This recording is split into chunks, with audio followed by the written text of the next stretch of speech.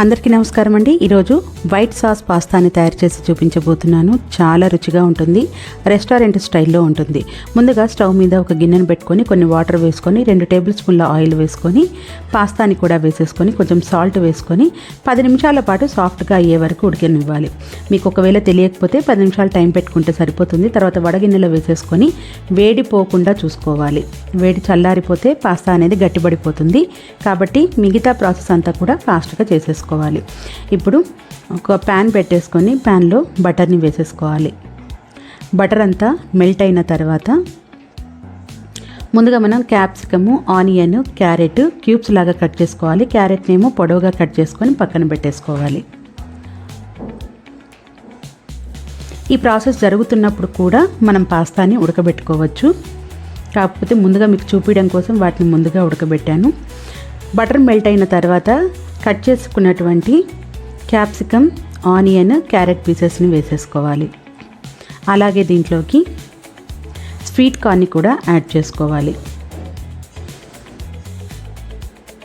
ఫ్లేమ్ని హైలో పెట్టేసుకొని వీటిని కొంచెం సాఫ్ట్ అయ్యే వరకు ఫ్రై చేసుకోవాలి. కొంచెం సాల్ట్, కొంచెం పెప్పర్ పౌడర్ వేసుకొని ఫ్లేమ్ని హైలో పెట్టుకొని ఫ్రై చేసుకోవాలి. ముక్క మెత్తబడితే చాలు, ఎక్కువ ఫ్రై అవ్వాల్సిన అవసరం లేదు. ఇలా ముక్క మెత్తబడిన తర్వాత వీటిని వేరొక ప్లేట్లోకి తీసుకొని పక్కన పెట్టేసుకోవాలి. ఇప్పుడు మరి కాస్త బటర్ని యాడ్ చేసుకోవాలి. అదే ప్యాన్లో మరి కాస్త బటర్ని యాడ్ చేసుకోవాలి.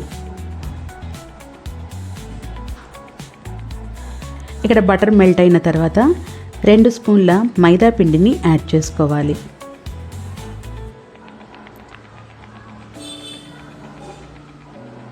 ఒకవేళ మైదా పిండి తక్కువ తీసుకోదలుచుకుంటే 1 స్పూన్ అయినా సరిపోతుంది. చేసే క్వాంటిటీని బట్టి కొంచెం ఎక్కువ తక్కువ అడ్జస్ట్ చేసుకొని తీసుకోండి. ఇది కాస్త బటర్లో మిక్స్ అయిన తర్వాత కాచి పెట్టుకున్నటువంటి పాలను తీసుకోవాలి. పాలని కొద్ది కొద్దిగా యాడ్ చేసుకుంటూ మైదాలో మిక్స్ అయ్యేటట్టుగా కలుపుకోవాలి. తొందరగా గట్టిపడిపోతుంది. విస్కర్ కానీ లేదంటే ప్రెస్ చేసేది ఏదైనా సరే తీసుకోవచ్చు. కొంచెం కొంచెంగా పాలను యాడ్ చేస్తూ తిప్పుకుంటూ ఉండాలి. దాదాపు నాకైతే 1/2 లీటర్ కంటే ఒక చిన్న గ్లాస్ తక్కువ వరకు పాలైతే యూస్ చేశాను. తర్వాత మ్యాషర్ తీసుకొని ఉండలు లేకుండా గట్టిగా ఉన్న వాటిని ప్రెస్ చేస్తూ కలుపుకుంటే పాస్తా సాస్, వైట్ సాస్ అనేది తయారవుతుంది. కొంచెం పలచగా చేసేసుకొని ఇప్పుడు దీంట్లోకి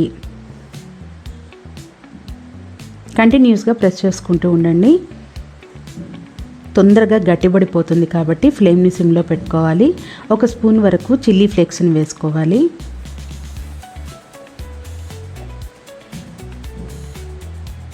½ స్పూన్ వరకు ఓరిగానో వేసుకోవాలి.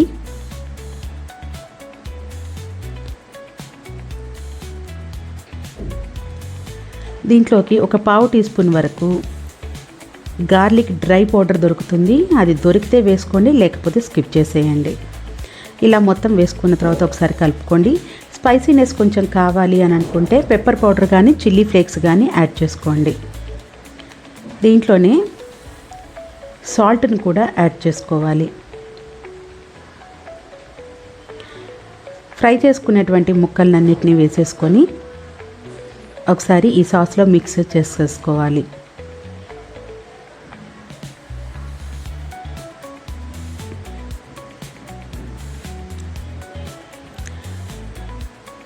ఇప్పుడు కొంచెం సాల్ట్ని యాడ్ చేసుకున్నాను. ఇంతకు ముందైనా సరే యాడ్ చేసుకోవచ్చు.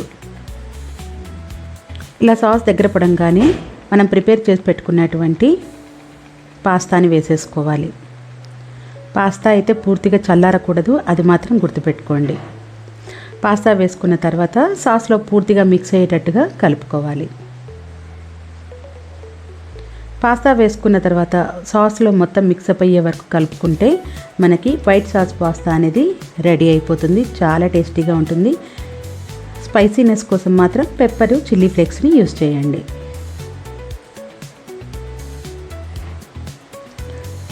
మొత్తం సాస్లో కలిసిన తర్వాత ఫైనల్గా దీనిపైన కొత్తిమీర చల్లేసుకోవాలి. తర్వాత ప్లేట్లోకి తీసుకొని సర్వ్ చేసుకోండి.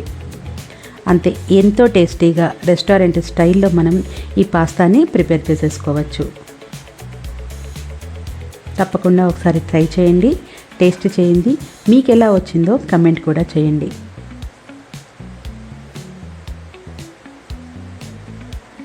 నా వీడియో కనుక మీకు నచ్చినట్లయితే తప్పకుండా నా ఛానల్ని సబ్స్క్రైబ్ చేసుకోండి. Thank you for watching.